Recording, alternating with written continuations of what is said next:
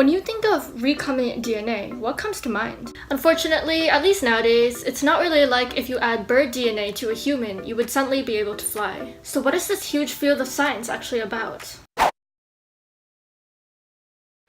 Recombinant DNA is simply DNA artificially formed by combining DNA from two different sources.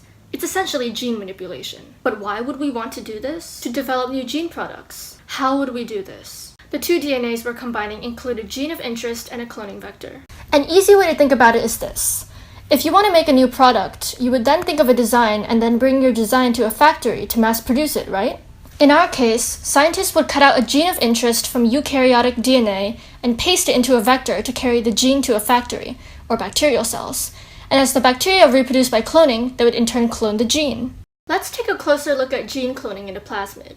A plasmid is a small, circular, double-stranded DNA molecule found in bacterial cells. Plasmids are already naturally used by bacteria to transfer genetic material from one to another, so scientists can take advantage of that. First, we have to isolate the two types of DNA, the bacterial plasmid and the eukaryotic DNA containing the target gene. Both are then treated with something called a restriction enzyme. Restriction enzymes are like a pair of scissors that cut DNA into fragments by recognizing specific sequences called restriction sites. For example, the restriction enzyme EcoR1 recognizes the nucleotide sequences below in orange. So when EcoR1 sees these restriction sites, it will cut the DNA here. It will do this with both the plasmid and the eukaryotic DNA, therefore removing the target gene from the eukaryotic DNA and opening up the plasmid to make way for the gene to be pasted. Notice how the enzyme cuts the DNA in a staggered way, leaving overhangs called sticky ends. This is so that the gene can easily be pasted into the plasmid. Now we insert the gene into the plasmid. The DNA is temporarily joined by base pairing, the sticky ends helping to hold it together, but DNA ligase later seals it with covalent bonds.